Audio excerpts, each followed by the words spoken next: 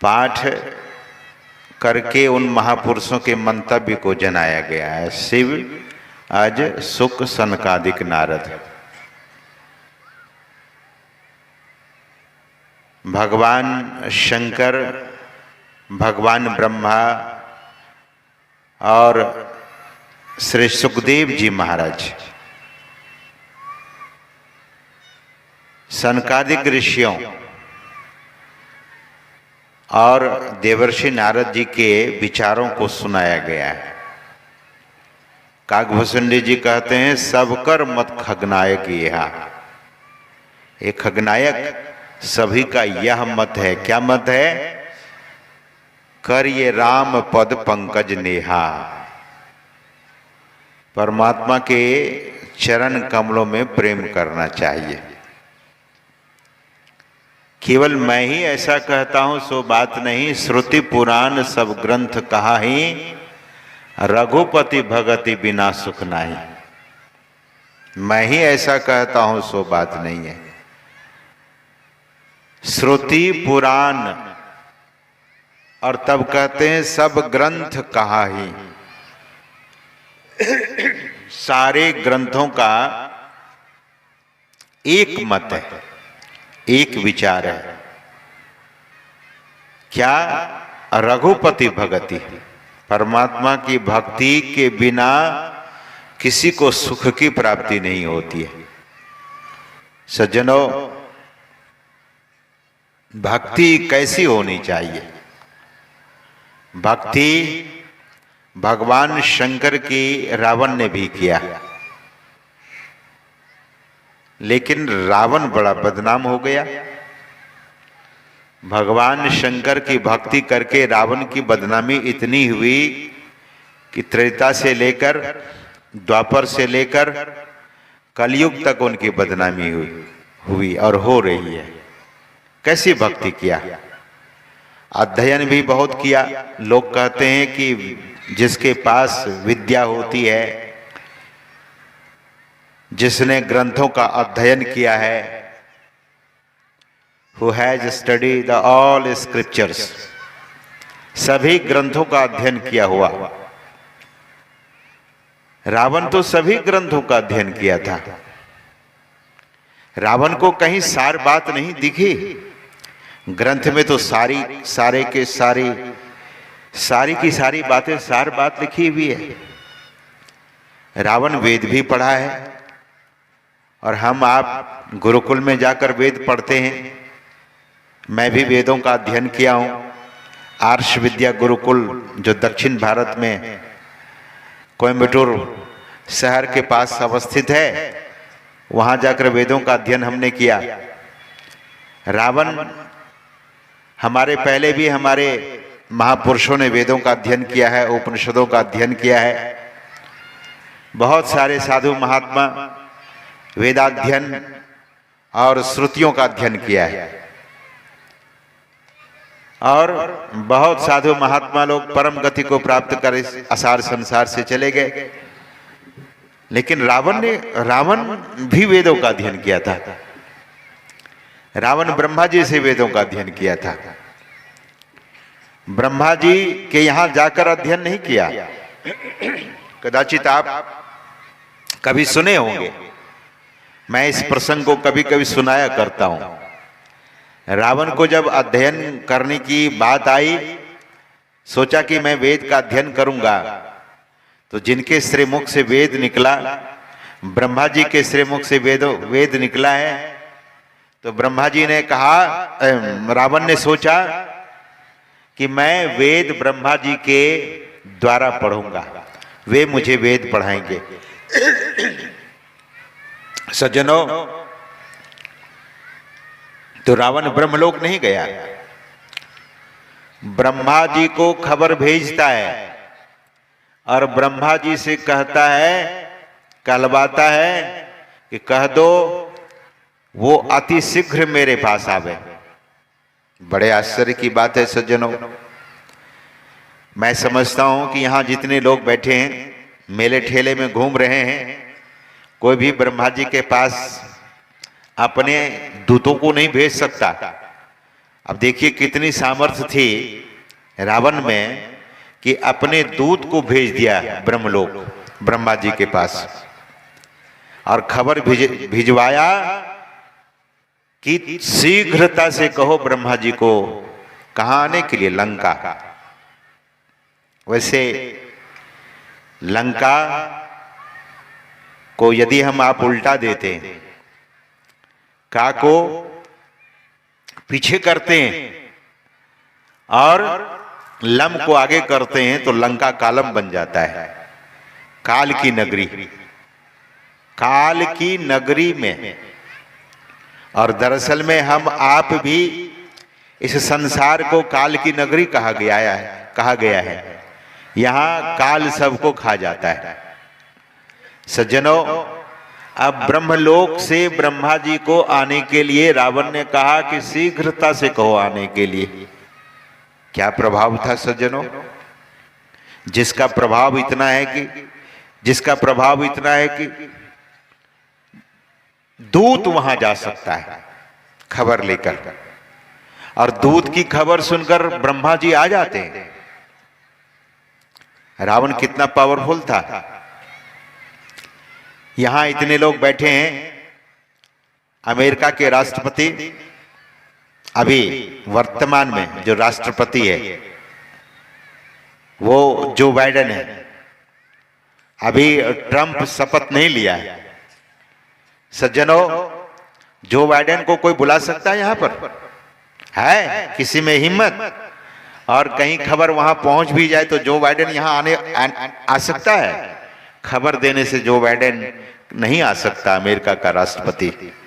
लेकिन रावण में कितनी शक्ति थी, रावण में कितना दम था। ब्रह्मा जी को खबर भेजी, खबर भिजवाता है और ब्रह्मा जी अति शीघ्रता से काल की नगरी यानी लंका पहुंच जाता है, रावण के दरबार में उपस्थित होता है। अब किसी ऐसे महापुरुष को बुलाया है, लेकिन रावण उठकर खड़ा नहीं होता है। यही है कुसंस्कार, यही है महाअभिमान। सज्जनों, ब्रह्मा जी रावण के दरबार में आता है तो रावण उठकर खड़ा नहीं होता है, रावण अभिवादन नहीं करता है। रावण अहंकार, रावण के हर रोम में अहंकार बोलता था। आप कि यहां कोई ऐसे प्रतिष्ठित और वो भी विधाता दरबार में आए हुए और रावण उठकर खड़ा नहीं होता है, इशारा करता है। बगल में सिंहासन खाली था, रावण ने कहा ब्रह्मा जी से कि आप बैठ जाइए उस पर। भगवान विधाता, भगवान ब्रह्मा बैठ जाते हैं और रावण हाथ नहीं जोड़ता है, हाथ जोड़कर निवेदन नहीं करता है, आदेश करता है। बड़े परम आश्चर्य की बात है। विद्या अध्ययन आप लोगों ने भी किया है। मैं बराबर कह रहा हूं कि पठित समाज के लोग यहां बैठे हैं। हमारी माताएं, हमारी बहनें बहुत पढ़ी लिखी हैं, विदुषी हैं। यहां विद्वान लोग बैठे हैं। आपने विद्या अध्ययन किया होगा, जरूर अपने शिक्षक के पैर चरण को छुआ होगा, चरण को स्पर्श किया होगा, जरूर उन्हें प्रणाम किया होगा। शिक्षक तो शिक्षक होते हैं। भौतिक विद्या का अध्ययन करने वाला, भौतिक विद्या का अर्जन करने वाला, भौतिक विद्या को पढ़ने वाला, अध्ययन करने वाला को विनम्र होना चाहिए। विद्या का गुण ही ऐसा है कि विद्या ददाति विनयम, विद्या विनम्रता देती है सज्जनों। लेकिन रावण में कहीं विनम्रता नहीं है। रावण की बदनामी इसलिए आज तक हो रही है कि कहीं विनम्रता नाम की चीज नहीं थी रावण में। साधु महात्मा को जब रावण देखता था तो रावण का खून खौल जाता था। ये कौन सा कुसंस्कार रावण के भीतर था। सज्जनों, ब्रह्मा जी से रावण ने कहा कि मैं वेद का अध्ययन करना चाहता हूं, मैं वेदाध्ययन करना चाहता हूं। तो ब्रह्मा जी दबी जबान में बोलते हैं, क्या कि कर लेना चाहिए। अगर आपकी इच्छा है वेद अध्ययन करने की, वेद का अध्ययन करने की इच्छा है, वेद पढ़ने की इच्छा है तो पढ़ लीजिए। तो रावण ने कहा कि आपने तो वेद को प्रकट किया है, वेद तो आपके मस्तिष्क में डिपॉजिट है, वेद के सारे हिम्स डिपॉजिट हैं, वेद आपके श्रीमुख से निकला हुआ है। मैं तो श्रीमुख कह रहा हूं, रावण थोड़ी ना श्रीमुख बोला होगा। रावण बोला होगा कि आपके मुंह से निकला है श्रीमुख, वो श्री क्यों लगाएगा? इतना विनम्र कब हो जाएगा रावण? सज्जनों, रावण कहता है कि आपके मुंह से जो वेद निकला है उसी वेद का अध्ययन मैं करना चाहता हूं और आपके द्वारा अध्ययन करना चाहता हूं। आप मुझे पढ़ाइए, मैं पढ़ूंगा। तो भगवान ब्रह्मा ने कहा कि ठीक है, कल से आप आ जाइए, मैं आपको वेद अध्ययन करा दूंगा, वेद पढ़ा दूंगा। रावण ने कहा कि आप क्या बोल पड़े, आप क्या बोल उठे, मुझे ब्रह्मलोक आना पड़ेगा? ऐसा नहीं, आपको यहां लंका प्रतिदिन आना पड़ेगा और आपको प्रतीक्षा करनी पड़ेगी। जब मुझे फुर्सत होगी तब आकर आपसे मैं वेद अध्ययन करूंगा। What a nonsense! It's a quite a stupid thing. Ravan कितना नॉनसेंस था। रावण को लगता था कि कुछ व्यवहार का भी ज्ञान नहीं है। रावण ने कहा कि आप आएंगे, आप मुझे पढ़ाएंगे और तब पढ़ाएंगे, तब तक आप प्रतीक्षा करेंगे। जब मुझे फुर्सत होगी अपने काम काज से तब आपको वेद पढ़ाना होगा। कितना स्टूपिड आदमी है ये। तो रावण ब्रह्मा जी से कहता है कि आपको प्रतीक्षा करनी पड़ेगी और जब मुझे फुर्सत होगी तब आप हमें वेद का अध्ययन कराएंगे। वेद पढ़ते पढ़ते रावण ने एक दिन ब्रह्मा जी से पूछा कि आपने तो मेरी मृत्यु भी लिखी होगी। तो विधाता ने कहा, भगवान ब्रह्मा ने कहा कि हाँ, मृत्यु तो मैं सबकी लिखता हूं, हर आदमी की मृत्यु लिखी हुई है। पूज्यपाद महर्षि शाही स्वामी जी महाराज कहते थे कि हर चीज में संदेह है। आदमी पढ़ेगा नहीं भी पढ़ेगा, धनवान बनेगा नहीं भी बनेगा, नौकरी करेगा नहीं भी करेगा, बिजनेस करेगा नहीं भी करेगा, लेकिन आदमी मरेगा नहीं मरेगा ऐसा भी हो सकता है क्या? आदमी मरेगा जरूर। पूज्यपाद कहा करते थे, पूज्यपाद महर्षि शाही स्वामी जी महाराज कहते थे कि मरना निश्चित है। इसी बात को भगवान श्री कृष्ण गीता में अर्जुन से कहते हैं। क्या कहते हैं? जातस्य ध्रुवो मृत्युर ध्रुवम जन्म मृत्यस्य च तस्माद् परिहार्यर्थे न त्वं शोचितुम् अर्हसि। है Arjun, death is certain, death is going to come one day to each and every one. और सदगुरु महाराज कहा करते थे कि ऑल मैन मस्ट डाई, हर आदमी मरेगा, हर आदमी मरण धर्म है, तो मृत्यु तो सबकी आएगी। ब्रह्मा जी ने कहा कि रावण तेरी भी मृत्यु मैंने लिख दी है। महाराज आप बता देने की कृपा कीजिए, मेरी मृत्यु कैसे होगी? तो भगवान विधाता ने कहा कि तुम्हारे मृत्यु राजा दशरथ से, राजा दशरथ के यहां राम जी का जन्म होगा, भगवान जन्म लेंगे और राजा दशरथ का पुत्र तुझे अपने बाणों से मार डालेगा। रावण ने कहा कि अभी तो राजा दशरथ की शादी ही नहीं हुई है, तो आपने मेरे मृत्यु लिखी है, आपके लेख में मैं मेख ठोक दूंगा, आपके लिखे हुए को मैं मिटा दूंगा। मृत्यु को मिटाने वाला खुद मिट गया है सज्जनों, मृत्यु को कौन मिटा सकता है?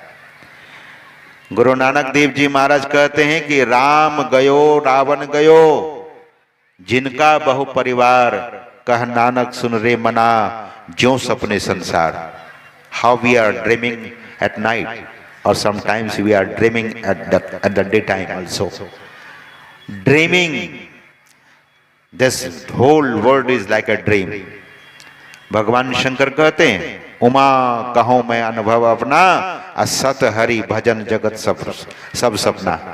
The whole cosmos, the whole world is nothing, only the dream. भगवान शंकर कहते हैं कि पूरा जगत स्वप्नवत है, लेकिन लोग, संसार के लोग जो प्रपंची हैं, जो विषयी हैं, जो प्रपंच में पड़ा हुआ है, जिस व्यक्ति के जीवन में कहीं सार दिखता नहीं है, ऐसे लोग संसार को ही सर्वस्व मान बैठता है। संसार सर्वस्व नहीं है, संसार तो माया मात्र है, संसार भासता है और ईश्वर के कारण, ईश्वर का अस्तित्व है इसीलिए संसार भासता है। ईश्वर ही ईश्वर है, जगत मिथ्या अब ब्रह्म सत्य है, ऐसा ब्रह्म वाक्य, ऐसा ब्रह्मवाणी हम आप बराबर सुना करते हैं सज्जनों। तो रावण ने कहा कि आपके लेख में मैं मेख ठोक दूंगा, आपके लेख को मैं मिटा दूंगा। ब्रह्मा जी नहीं बोले, ब्रह्मा जी डिस्कशन नहीं किया, ब्रह्मा जी वहां पर कोई बहस नहीं किया, ब्रह्मा जी कुछ नहीं बोले, ब्रह्मा जी मौन हो गए। कभी कभी हम लोग भी संसार की तरह, संसारियों की तरह डिस्कस में पड़ जाते हैं। लोग अपने अपने हिसाब से अपने जीवन को बांट रखा है। आज समाज में इतनी वैमनस्यता क्यों है? समाज जातियों में बटा हुआ है, समाज वर्गों में बटा हुआ है। इसी को मिटाने के लिए संत महापुरुषों का सदा प्रयास रहा है। सज्जनों, समाज इन्हीं साधारण सी चीजों में, समाज के वे लोग जो बहुत बंधनों में पड़ा हुआ है, बहुत झंझटों में पड़ा हुआ है, वजह क्या है कि देखता है कि ये इस जाति का, वो उस जाति का। सज्जनों, निवेदन कर रहा था कि रावण दरअसल में वेद तो पढ़ा लेकिन वेद को समझ नहीं सका, वेद के सार को नहीं समझ सका। यद्यपि रावण किसका बेटा था? रावण विश्रवा मुनि का बेटा था और पुलस्त ऋषि का पौत्र था। बड़े आश्चर्य की बात है कि ऋषि के कुल में, ऋषि कुल खानदान में जन्मा हुआ और ऐसे वेदों का अध्ययन किया हुआ ब्रह्मा जी को चैलेंज देता है, चुनौती देता है। और हुआ, भगवान ने मारा उसे। मैं यही कह रहा था, मेरा यही निवेदन था कि रावण के बारे में भले मानस में गोस्वामी तुलसीदास जी महाराज ने ये लिखा है कि जैसे ही बाण लगा रावण का शरीर छूटता है और उसमें से एक ज्योति निकलती है और भगवान के चरणों में समा जाती, वो ज्योति समा जाती है। वैसे तो भगवान कहते मैं ही सबको उपजाया है, ये मेरी सृष्टि है। वैसे वेदांत की दृष्टि से हम आप देखेंगे तो ईश्वर और जीव में कोई भेद नहीं है। ईश्वर जैसा ईश्वर है वैसे ही जीव है। तभी गोस्वामी तुलसीदास जी महाराज कहते हैं कि चेतन अमल सहज सुख राशि। चेतन है और सहज है और सुख राशि अमल है, जिस पर कोई मल नहीं है। ये तो वेदांत की बात है सज्जनों। लेकिन व्यवहारिक जीवन में हम आप जब तक संत मत की साधना नहीं करेंगे, इसीलिए संत सद्गुरु महाराज का उद्घोष था कि जितने मनुस्तनधारी हैं प्रभु भक्ति कर सकते सभी अंतर व बाहर भक्ति कर घटपट हटाना चाहिए। अंतर की भक्ति और बाहर की भक्ति, अंतर बाहर भक्ति कराई दीजे आत्मज्ञान। अंतर और बाहर की भक्ति होनी चाहिए। और जब तक अंतर उपासना कोई नहीं करेगा तो रागत द्वेष से, ईर्ष्या से कभी ऊपर नहीं उठ सकता है, विकारों से ऊपर नहीं जा सकता। भले वो कितना भी वेदों का अध्ययन कर ले, उपनिषदों का अध्ययन कर ले, गीता को कंठस्थ कर ले, रामायण को कंठाग्र कर ले, लेकिन ऐसे लोगों विकार से नहीं छूट सकता है। इसीलिए साधना की जरूरत है, स्वतंत्र भक्ति की जरूरत है। जब तक स्वतंत्र भक्ति नहीं किया जाएगा, जब तक अंतर भक्ति नहीं किया जाएगा।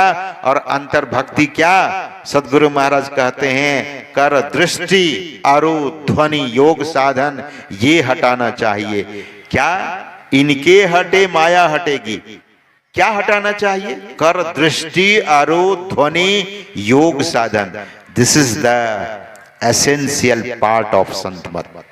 This is the essential part and this is the essential theme of the संत मत। ये दृष्टि योग और ध्वनि योग। दृष्टि साधन जो व्यक्ति करेगा, जो ध्वनि योग करेगा, ध्वनि योग मतलब नाद योग, सुरत शब्द अभ्यास करेगा, नादानुसंधान की खोज करेगा, ऐसे ही व्यक्ति किससे ऊपर उठेगा, अंधकार से। दृष्टि योग करेगा तो अंधकार से उठ जाएगा, और शब्द योग करेगा तो सार शब्द को पकड़कर तब वो उस स्थिति में जाएगा। सत्य नाम, वो कौन सा सत्य नाम है, शब्द खोजी मन बस करे सहज योग है ये। असत्य नाम निज सार है यह तो झूठी दे। Your body is really what, your body is really unreal. तब इस शरीर को दरअसल में व्यक्ति समझ सकेगा कि यह देह झूठी देह है, ये शरीर झूठा है। लेकिन जब तक इस शरीर में हम आप रहते हैं, अभ्यास शरीर के माध्यम, शरीर एक साधन है, शरीर में रहकर दृष्टि योग करेंगे, नादानुसंधान करेंगे, और इसी को स्वतंत्र भक्ति कही जाती है। और इसी भक्ति की चर्चा मानस में गोस्वामी तुलसीदास जी महाराज ने बहुत संक्षिप्त रूप में कहने की, लिखने की कृपा की है कि भगति स्वतंत्र सकल सुखाने अब बिनु सत्संग न पावहि प्राणी।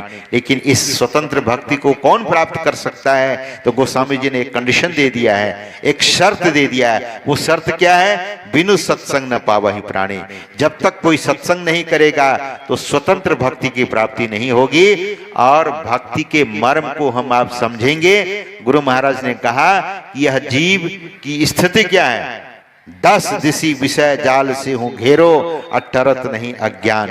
विषय जाल में पड़ा हुआ यह जीव, इसको सार का ज्ञान नहीं होता है। अज्ञानता टरता नहीं है, समाप्त नहीं होता है। तब गाढ़ अविद्या प्रबल धार में भयहूं बही हैरान। गाढ़ अविद्या, जो अविद्या माया है, वो बड़ा प्रबल है सज्जनों। उस अविद्या माया से छूटने के लिए जब तक सदगुरु की कृपा प्राप्त नहीं होगी, तब तक अविद्या माया से नहीं छूट सकेंगे। इसीलिए महापुरुष हम सबों को प्रार्थना करने के लिए, विनती करने के लिए कहते हैं कि सदगुरु से ऐसी विनती कीजिए, क्योंकि गाढ़ अविद्या से वे ऊपर उठे हुए महापुरुष होते हैं। तो हम आप जब ऐसी प्रार्थना करते हैं, तब वे महापुरुष हम सबों पर कृपा करते हैं। जब ध्यान करते हैं तो ध्यान में केवल बैठना नहीं होता है, ध्यान के समय जिसके भीतर में व्यग्रता होती है, ऐसे ही व्यक्ति का ध्यान सफल होता है। और ऐसे ध्यान का नियम करने वाला तो कर ही रहा है, 25 साल से कर रहा है, 50 साल से कर रहा है, लेकिन ध्यान में उन्नति नहीं होती है। वजह एक ही है, प्रेम का अभाव और व्यग्रता का अभाव, विकलता का अभाव। जिस व्यक्ति के भीतर में व्यग्रता नहीं है, विकलता नहीं है, ऐसे और प्रेम नहीं है, उसकी साधना दरअसल में सफल नहीं होती है। तो हम सबों को प्रेम के साथ, व्यग्रता के साथ, एकाग्रता के साथ अभ्यास करना चाहिए। कभी टालिए मत कि हम कल कर लेंगे, I will finish this work then I am going to do the meditation. No, here and now, each and every day we should not miss a single day without meditation। बिना ध्यान का एक भी दिन नहीं रहना चाहिए। बाबा साहब कहा करते थे, जिस व्यक्ति को 2 घंटे की फुर्सत नहीं है, ध्यान के लिए 2 घंटे की फुर्सत नहीं है, वो संत मत का सत्संगी कहलाने योग्य नहीं है, संत मत का वो अधिकारी नहीं है। इसीलिए हम सबों को बिना मिस किए हुए हम सबों को ध्यान करते रहना चाहिए। स्वतंत्र भक्ति का अभ्यास करेंगे तो हम आप स्वतंत्र भक्ति में निष्णात हो जाएंगे, सफल हो जाएंगे।